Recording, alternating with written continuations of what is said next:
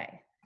So, like I said, I'm here with Nick Cinea from Nick Cinea Photography, and we just wanted to go through some questions and answers. I'm going to go through some commonly asked questions that I get as a planner about photographers. We've already kind of had a discussion before, and then we'll open it up to anybody who wants to ask us questions about wedding photography at the end. So just a little introduction. If you don't know me, I'm Carissa Lockery. I own Pink Olive Events, and two of my associates are Liz and Caitlin, so they work with me as well. Again, if you're following on the Zoom link, there's a slideshow with pictures of us from there. That's why I'm introducing ourselves like that. But we're based in Cheshire, Connecticut. We go all over Connecticut and surrounding states as well. So we do day of coordination, full planning, pretty much anything that you would need help with planning a wedding or an event. Nick, did you want to introduce yourself just a little bit, where you're based out of and all that good stuff? Sure. So I'm a wedding photographer. I'm based out of Simsbury, Connecticut. I cover all of Connecticut, and I'm always willing to travel outside of Connecticut if your wedding's outside of Connecticut. I've been doing this for about 7 years total. 2 of them were part-time when I worked in TV. Then I slowly transitioned over and have been doing this full-time for about 5 years now. And I've just been very lucky to work with some amazing people. I've worked on hundreds of weddings and a bunch of different couples from, a bunch of different walks of life. And I'm just lucky to be able to do what I love for a living. Well, you're awesome at it. So thank you for sharing your expertise with us today. So again, I get asked tons of questions from my clients about, not only photographers, but choosing any of their vendors. How do they know who's good for them within their style, their budget? There's multiple factors that go into hiring your vendors. So I was just going to kind of go through some of the commonly asked ones and get your take on it. And, feel free to share information about your personal your company itself, as opposed to maybe just a broad answer, or whatever you feel fit, whatever applies to you. So I guess the biggest thing is just, how do you know who to choose? There's so many photographers out there. They're all different. They all specialize in something different. So how do you know who's going to be the right one for you and for your wedding? Well, I mean, ultimately that really comes down to like a gut feeling. It's kind of like when you're going on a date for the first time and you just kind of know. And like the best way to, figure that out is like by meeting your photographer in person. But really, like, I think like if you were to boil down all the factors to like the main 3, it's probably coming down to like style, personality, and price. Style is everything that's done in camera, from posing, how they choose to pose their couples. Do they do a lot of posing? Is it like editorial? Is it natural posing? Or are they more like photojournalistic, where it's very limited posing? There's other things that are done in camera, like framing and the composition, lighting. And then there's all the stuff that's done in editing. How do they dial up their photos to kind of make them look like the finished product that you see on their website?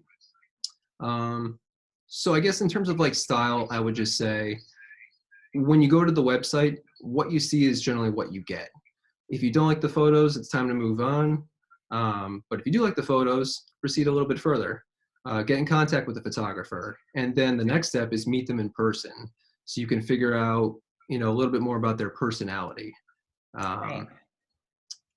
It's a little hard to do these days. Are you doing a lot of virtual meetings? And yeah, it used to be meeting in person, was like 98% of the time, and just do like some Zoom and FaceTime stuff in those rare cases where we couldn't meet in person.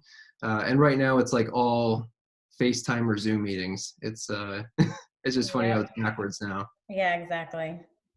But ultimately, like by meeting in person, you'll just get a better feel for if like this is the right person. You'll pick up on like those nonverbal cues.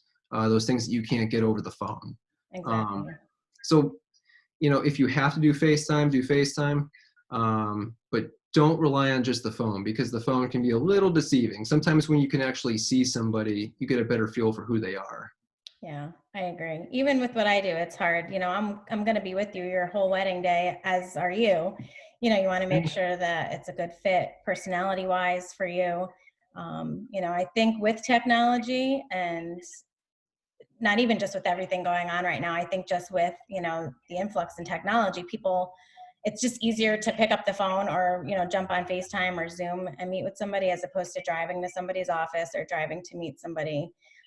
So I think even before all of this happened, it was kind of going that way too. But I'm all for the in-person, face-to-face meetings, just like you're talking about. So Yeah, I mean, don't be lazy about it. Try to meet in person if you can. agreed. It's just gonna, like you said, um, unless you're hiring like a wedding planner, chances are your wedding photographer is going to be the vendor that you spend the most time with throughout this entire process, not just on your wedding day. I typically show up to the bride's getting ready location about an hour before hair and makeup is done, and typically take off 8 hours later, brings us like through most of the receptions, sometimes all of the receptions. So I'm there like almost the entire day. Right. But I'm also kind of there before all that, helping with planning the wedding, planning the timeline, helping the bride figure out how much time like certain photo worthy moments are going to take, shooting the engagement session, getting to know the couple then. That's And then huge. even, That's yeah. huge. Yeah. So, and like that's a whole another topic. Like make sure you do that. Exactly. But uh, I guess just to kind of wrap this part up, just after the wedding as well, when you're delivering the photos to them, you're going to see your photographer again. And not only that, but, when the wedding day is over, the cake is gone, the music's done. If you're a bride, your dress may not be in the same shape it was when it, came out of the box. Uh, so your wedding photographs are like the one thing remaining that are going to preserve that day forever, exactly how you remember it. Right. I agree 100%. Um, so should you be finding out, how long your coverage lasts? Are you booking your photographer for the entire day? Are you booking them for a certain amount of hours? How do you know timing wise what should be looked at? Kind of how I talked about before, the average wedding is about 8 hours of coverage for photography, which again is like the tail end of getting ready. And again, why I say I show up usually like an hour before hair and makeup is done is because that gives me enough time to photograph the bride's dress, any other details she wants photographed, get some candid shots, final touches of hair and makeup. And then if they're doing like a first look, um, but generally like 8 hours is like that ballpark number that you want. Some weddings don't need as much time, but most weddings need at least 8 hours of coverage. And that should all be written out in the contract, right? How long you should be getting your photographer for? Oh yeah, definitely. In the contract, you should definitely be talking about that during like the initial meeting with them. That should be laid out in their packages. Definitely ask for that package pricing uh, before you even meet them. Um, for both parties, that way, uh, as a bride or a groom, you know what you're getting, and the photographer also knows like what your expectations are. Like if you were eyeing the 8 hour package, the photographer is going to the meeting knowing that you already want the 8 hours of coverage. Gotcha. Yeah, and that kind of opens up another can of worms, pricing up front.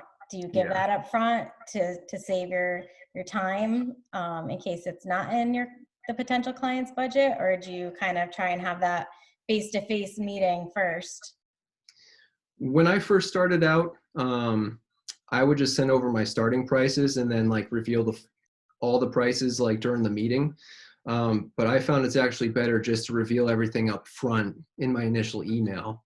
That way, if I'm not in their budget and, they only plan on spending like half of like what my starting price is, then we know it's not a good fit from the very beginning. Right. And then they're Uh, going to fall in love with your photos and not be able to.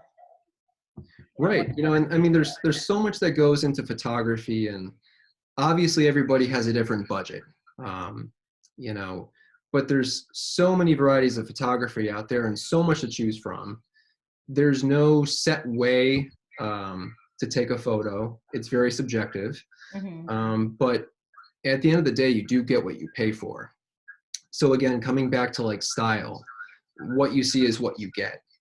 Um, don't be tempted to settle for a photographer who has like lesser quality work just because their prices are lower. Um, you know, there's a reason why like the luxury photographers are so I don't want to say expensive, but like higher than the average price. Right. It's because like they're offering a very personalized service with some of the best quality photos. So you definitely get what you pay for. Agree. And speaking from my point of view too, as a planner, I've had clients who went with, another photographer because their pricing was, more within their budget or whatever. And, they weren't happy in the long run with the final product. Um, so I agree with that. You get what you pay for mantra. So Shelly is actually asking about cancellation policies. If you want to mention, talk on that a little bit, especially with everything going on now.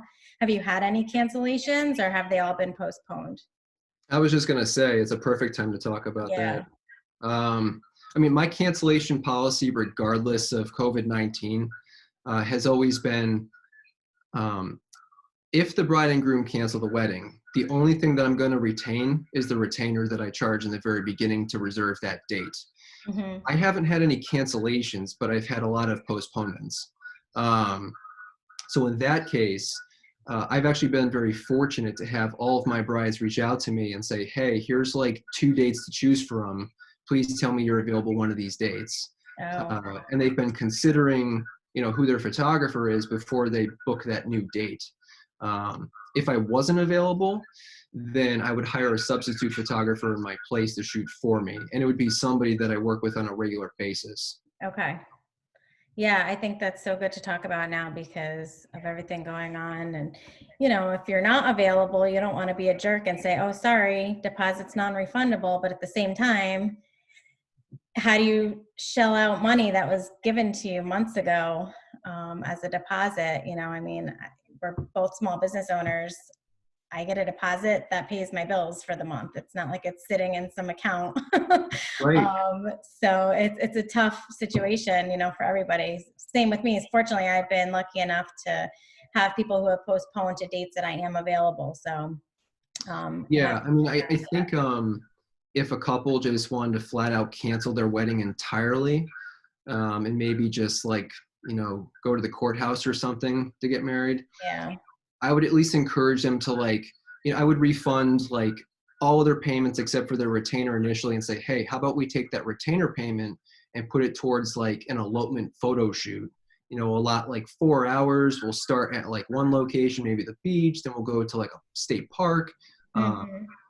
go all over Connecticut, have like this really big photo shoot that you couldn't normally have on a wedding day, Yeah. and basically put that to good use. That's a good idea. And also another photographer that I work with, she posted yesterday about a mutual client of ours whose wedding she's not available for the new date. They're doing what they're calling an extreme first look. So I guess they're actually doing, getting dressed up head to toe on the date of their original wedding and doing a whole photo shoot that way. Um, and then they'll figure something else out for the day of the wedding, but they really wanted photos from her, so that was kind of the happy medium that they found there. So Yeah, I mean, really the best thing that we can do is all try to work together. I think as wedding vendors, like right now, given the virus and quarantine and cancellations or weddings being postponed, like the best thing that we can do is you know be there for our couples as much as possible. How we respond to this right now is really going to determine our business for probably like the next 5 years. exactly. Yeah, I mean, we none of us have gone through this before, so we really don't know how to handle it. So we're just all kind of doing the best that we can to not only stay in business but to help our clients too. Yeah, So absolutely. All right, so you had mentioned in one of the parts of your last answer about packages. Do you offer certain packages? Should we be looking for that when we're looking for photographers? So again, like when it comes to photography, it's not the same across the board in terms of pricing. Every photographer is a little bit different. Um, I'd say the thing that most of us have in common these days is like uh, offering the printing rights in the packages, just because more people seem to want the printing rights instead of an album these days. Um, but you might have some photographers that they have like a base package that is like an a la carte system where you add on a second shooter, add on an engagement session, add on an album. And then there's other photographers on like the luxury end where they already offer all of that stuff in the initial price. They're offering, 2 photographers, the engagement session, full day of coverage, multiple albums. So you really have to do your research and figure out what you're getting from each photographer. In my case, most of my packages already include most things. So my starting package is 6 hours. I rarely have anybody book that one. That one is 2 photographers for the 6 hours. The next one up, which is the one that most people usually book, is like the 8 hour package. That has 2 photographers. It has an engagement shoot. It's got the 8 hours of coverage. It's got printing rights. And it's usually like one of my 2 8 hour packages. I have another one that includes an album, but most couples go for the 8 hour package. Yeah, you said that's about the standard. Yeah, it covers most wedding days. You know what's actually interesting? I didn't mention this before, but I noticed for like this year's inquiries, I was getting a lot more inquiries where couples actually wanted at least 10 hours of coverage. I thought that was interesting. I don't know if they truly needed 10 hours of coverage or they thought they needed 10 hours of coverage. Yeah, I think sometimes they just don't know. If we haven't gotten to the point where we're doing the timeline yet, they may just not know. If they're getting their hair and makeup done at 9 a.m., but their ceremony doesn't start till 4. I mean, maybe they're just not thinking, oh, well, they don't need to be there at 9 a.m. They don't need to be there until like the last hour, like you mentioned. I just think they don't know. They're not sure. So And that's usually what it that's is. a Like good once point. I tell them that they're probably not going to want me there throughout the entire hair and makeup process from start to finish and probably just for like the final touches, then they're like, oh, okay, we don't need that extra 2 hours. All right. You don't need photos of you just waking up, drinking your coffee with the curlers in your hair. And Right. um, so do you customize packages? Can you maybe take off the second shooter or add an album or, just kind of mix it up a little bit? Would you do that for clients? Yeah, some things are more flexible than others. Um, so like, if you take off the second shooter from my package, that'll help bring the price down. But in my opinion, it also brings down the value that I'm offering. I think for most weddings these days, you do need 2 photographers. There's some where you only need one, like if the bride and groom are getting ready in the same hotel and you Mhm. have enough getting ready time for like me to bounce between the hotel rooms and make it work. Um, but generally these days, you definitely need 2 because generally the bride and groom are getting ready in 2 different spots, like two Right. different hotels or 2 different houses. Um, You if can't be you're in doing two the first, places at once. right, yeah. And that's what the second shooter basically is. It offers you the 2 different locations at the exact same time and also multiple angles, like for the first look, for the ceremony. I was going to say that for the ceremony. I always love seeing the guy's face or, whoever's standing up at the front and then, the bride or whoever's walking in. Yeah. And, photography isn't what it was, I don't know, like 30 years ago, even. It's more complicated now. And there's more expectations and there's more desired coverage throughout the day. So, I think brides and grooms definitely want those multiple angles, of like the bride walking up the aisle, but also the groom's reaction when he sees her for the first time in that dress. Right. Similarly, like during cocktail hour, generally, the primary photographer is like finishing up some family photos with the bride and groom. The second photographer is grabbing like detail shots of the reception and also photographing like the guest mingling. Yeah, I definitely see the value in two photographers. How about you want to touch a little bit about style? Maybe talk about a little bit about what your style is, and maybe choosing and trying to figure out which style should you should pick or which is best for you. So yeah, I mean, there's a variety of styles out there. Mine is natural or like true to life. I do like photos that look very true to life, like the colors, look as they would in, reality. But I do like dial them up a little bit, uh, or like brighten up photos when necessary. Um, but I do like to like be in that middle of the road look. I'd say the other two popular ones right now, light and airy, which has been popular. It's been Mhm. trendy for like the past 7 years.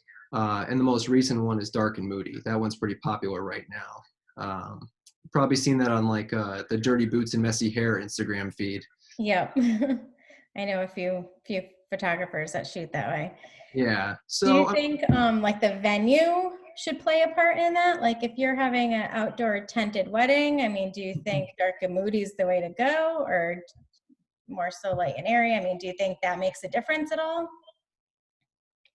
it's interesting. I think it really just comes down to the photographer that you choose and their style, and they'll make the venue work for whatever style you prefer. So again, if you like their photos, they're going to be able to do the same thing with that venue, like no matter where you're getting married. Um, so just because you're getting married in like let's say like a dark mansion doesn't mean that the final product is going to be dark and moody. Like us photographers definitely have techniques that we can use with like flash and off-camera lighting to brighten up a space if that's what you're looking for. Okay, that's good to know as a planner, because people ask me for suggestions all the time. And if they just don't know what style they like, often I'll show them like three different styles and say, well, do you like this more? Do you like this more? And then that way I kind of know who to refer them to from there. I'm not going to refer them to dark and moody if they pick that they like light and airy. So I just kind of have to go through photos with them sometimes to kind of see, what they like. Yeah, Um, I mean, the photos that you see on their website are the finished product, and like that's how the photographer sees the world. So if you agree with it, then chances are you're going to be really happy with how your wedding photos turn out. that's a good point. That makes sense. So speaking of venues, do you suggest that the photographer go to the venue if they haven't been there before, to kind of check it out, or maybe even if they have gone there before, maybe just, go and check it out again for those clients in particular? I mean, in my experience, once I've shot somewhere once, I already know like the lighting scenario and the layout and how things work. Mhm.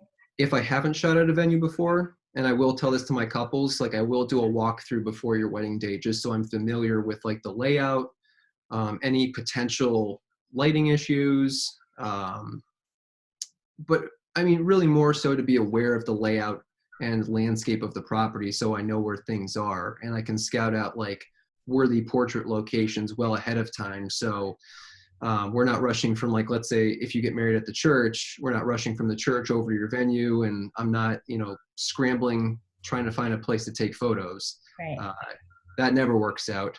Um, you want to be fast and efficient and know what you're doing. So yeah, I mean, it's definitely important for your photographer to be familiar with the venue ahead of time.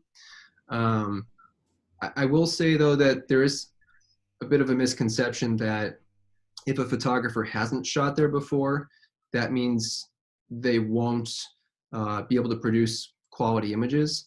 And that's not true. I'd say like probably like 95% of us photographers could walk into any space and within minutes know exactly how to light it. Sorry, I'm just trying to read a question from Shelly here. But that's a good point. So many times I'll see on like the forums, oh, any photographers who've shot at such and such a venue, you know, I think that kind of narrows down your search there if, they haven't been there. But like you said, that doesn't necessarily mean that it's not a good fit. So Shelly is asking, what's your best advice for sufficiency for the kiss during the ceremony? I always check with the photographer before a ceremony and their answers vary. Do you mean like where I to think go? Should you move out of the way? Is that what you mean? I think that's what she's asking. Yes. Some Uh, say stay where you're Definitely. at. Some say move out of the way. Okay, I see that. Yeah, I mean, I prefer, if they remember to, just to kind of quickly scoot out of the way for that first kiss, just so when the bride and groom kiss, you don't see the officiant like hovering in the background, Yeah. like watching them. You're It's just always a like being cleaner. like, hey. Right, right. Yeah, I know. I've had some where like I catch the officiant like standing between them while they're kissing, and Uh, it just makes for a cleaner photo yeah, when the officiant steps out. right. Uh, Something it's you want to nothing put on personal. your mantle. Yeah, yeah. But again, like that's a conversation that I would have with the officiant before the ceremony just to double check. Right. Um, let's see some of the other questions here. Okay, so here's a really good one that I like to stress. Should we be asking, will it be you on our wedding day? There's some other companies who,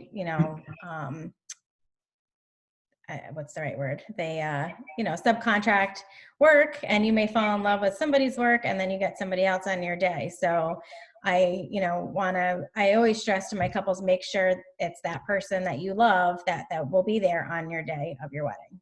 So, Nick Cinea Photography, you're Nick Cinea, so So I'll be there. you'll Yeah, be there. yeah. I um, mean, you definitely want to ask that during the meeting. Yeah, I mean, there are companies out there that do subcontract photographers. So they basically have a team of photographers, and there's no guarantee who you're going to get on your wedding day. But when you have like a sole proprietor business owner, or even like a single owner LLC wedding photography company like mine is, I'm the owner, I'm the main photographer. So the weddings that I book, I'm the primary photographer on the wedding day. And I think it is important that I'm there because they're choosing me for me. Ultimately, Absolutely. like everything about the finished product and the experience, it comes back to me and like what I've made like thus far. Uh, like my website is a reflection of everything that I've done. So ultimately, like they are choosing me for me. And so, yeah, I mean, like I'm definitely going to be there on, the wedding day.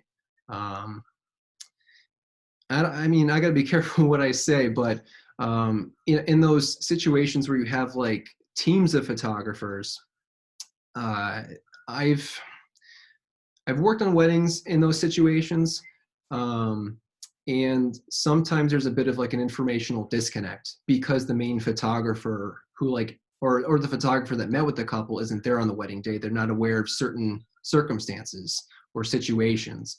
So, and again, this is like a screening process that I go through before the wedding day. I'm learning all about my couples, what makes them unique, any situations that might already exist, like in their families.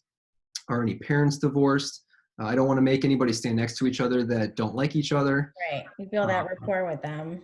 right. And even I even asked the tough question like, has anybody like in your close family passed away recently?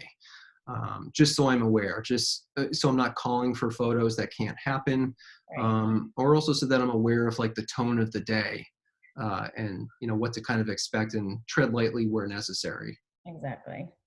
Yeah, I mean, and I'm not necessarily saying, that's not the way to go for some people. It's just, you just want to make sure that the work that you're looking at is the work that you're going to be receiving as a final product. So I just, warn couples to be cautious of that. Right. Ultimately, it comes down to just it's a more personalized experience when the person that you hire is there on your wedding day. Exactly. So I think that's a big one. So you just mentioned shots lists also. Is that something that we should be putting together as planners and clients, something that the client should be doing? Do you kind of have a standard shot list that you work off of? How do you usually Uh, know what to get? So all of my couples get what's called their wedding day timeline questionnaire. And there is a question on there that, says now list like the family formal photos that you want. And I do provide an example, like bride and groom with bride's parents, and list their names. That way I know whose names to call out, and I'm not just saying, hey, mom, dad. I'm saying, maybe Shelly and Brian. Right. And so I get their attention.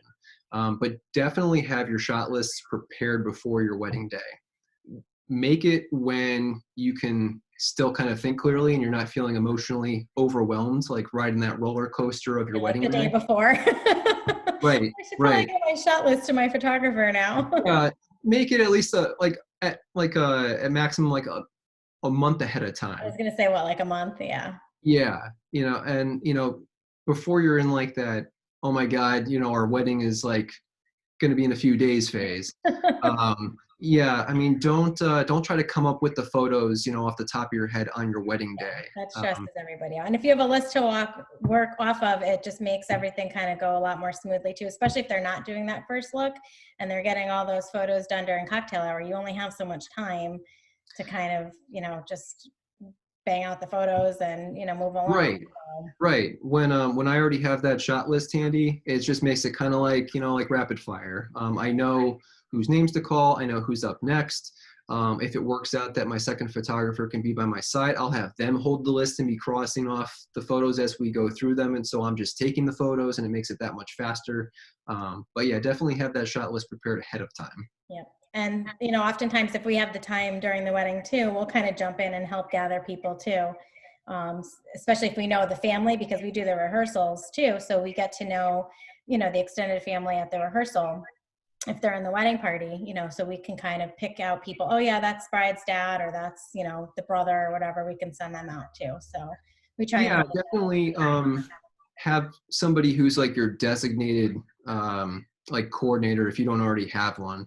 Maybe somebody in your immediate family who knows who everybody is, so they can get people when necessary. Since your photographer isn't going to be able to put the names with the faces like right off the bat. Right, and it'll go a lot quicker. Yeah, definitely. So I should have asked this after we talked about, is it going to be you at the wedding? But things happen, if you got sick or something were to happen, do you have any contingency plans for your couples? Say it's a couple days before the wedding and, I don't know, you're sick or, I don't want to say anything worse than that. So we'll leave it at that. But, we know things happen. So what do you do in that case? Or have you ever had to? Knock on wood, luckily not yet. I've been fortunate so far. My body knows to get sick during the winter, like during the Right. off season, and not during the main wedding season. So I hope my luck doesn't change in that regard. Good. But I would follow the same policy that I described earlier. If I can't be there, I'm going to hire a substitute photographer in my place, who I know, who I trust, who I've worked with, who I can count on 100% to do the exact same job that I would have. Yeah, we're all human. I mean, things happen. So it's good to have a nice network of people behind you. When should we be talking about when we should expect our final images? Should that be something that should be laid out up front? Should we wait until, a little bit later to find out? But what do you usually suggest for timelines for getting photos back? Every photographer's a little different. I'd say, all of us typically will post like a few teaser photos to social media within a few days or like a week of your wedding date. That's what I do. Definitely within 2 weeks, you'll see teaser photos. Often, if I have the time when I get home from your wedding, I'll try to edit at least one photo to post the next day so you have something to look at.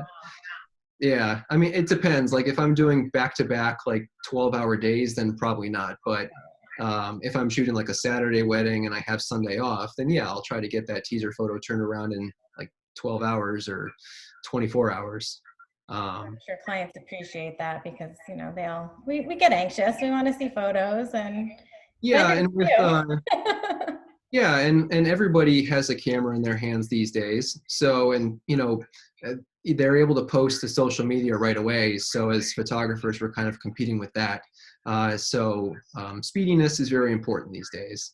But like the final product, like the full gallery, I usually deliver within a month. My contract says 8 to 12 weeks. That's just to cover me in case it's like high volume wedding season and I'm editing like crazy. But I always tell my couples that generally 4 weeks is like my average turnaround time. We're probably going to be running into that. Well, hopefully fall and winter, when all the Yeah, weddings are getting postponed to, at least for now. So especially next year. Yeah, I've got a lot of weddings from this year that were postponed to Sundays next year. So, it's going to be um, a rough season when things are back to quote unquote normal. yeah, there's gonna be a lot of 3-day wedding weekends. Yes. Rest now. Yep. And I think this is getting to be one of the last questions, but the restrictions for photos. You mentioned before rights to the photos as opposed to, albums and prints and all that. We're in a digital age. People want to share on social media. Do you give those rights? Should we be making sure that we get those rights? So right off the bat, I'll say that some couples aren't sure of the difference between copyrights and printing rights. And that's a clear distinction that I think all of us really need to make is copyrights is like the creative ownership of the photos. So, at the end of the day, you can say what happens with them and what doesn't. Printing rights, on the other hand, give you the ability to download the clean copy of the photo, like the edited non-watermark copy of the photo, and do whatever you want with it. So that's printing rights. Some photographers might specify otherwise in their contract, so it's always good to ask about that.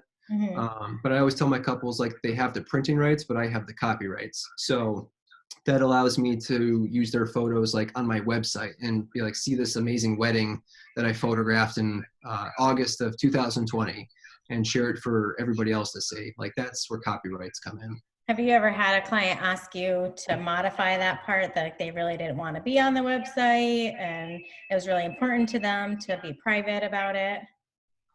Yeah, in the rare circumstance, if somebody like worked for like military intelligence, or if they worked in something like law enforcement where they don't really want their identity or name out there, I've been able to work out mutual agreements with people where it's like, okay, you can show my face, but you can't put our names and you can't put the wedding date. Yeah, I had a client like that recently. They didn't mind me sharing the photos, but I don't even think I was connected to them on social media, but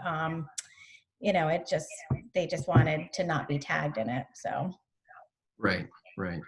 Yeah, so I mean, but like most of my couples, are completely cool with, me having the copyrights and sharing those photos on social media, on my website, on my blog. But yeah, in the rare event, I've had a few couples that have asked like, hey, please just, don't put our names up. We don't want to be identified by anybody. right. All right. Those were the main questions that I had. I don't know if anybody that's watching right now on live has any questions for photographers. We're going to actually post this. If you're kind of in and out and are just tuning in or just listening in, we were on Zoom too, so that's why I was kind of looking in a different direction here. So it's being recorded, so I'm actually going to post this later. I think Nick might repost it too, so everybody can watch it later if you want to. But right now, as we're live, just wanted to open it up to anybody who had some questions. I'm going to go scroll through some of the comments here too, because I know questions were kind of filtering in. So Shelley, I think we answered all your questions. Let's see. People were kind of filtering in and out, so I just wanted to make sure we didn't forget anything, but I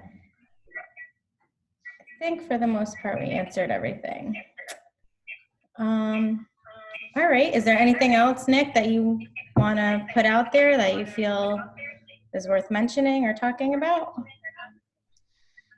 I mean, I'd say, again, just to kind of reiterate, your wedding photographer is a very important decision that you have to make. It's probably one of the more, I'm biased, but it's one of the more important ones in my opinion, just because, again, your photographer's with you throughout this entire experience from start to finish, not just on your wedding day. and they're probably going to be one of the vendors that gets to know you the best.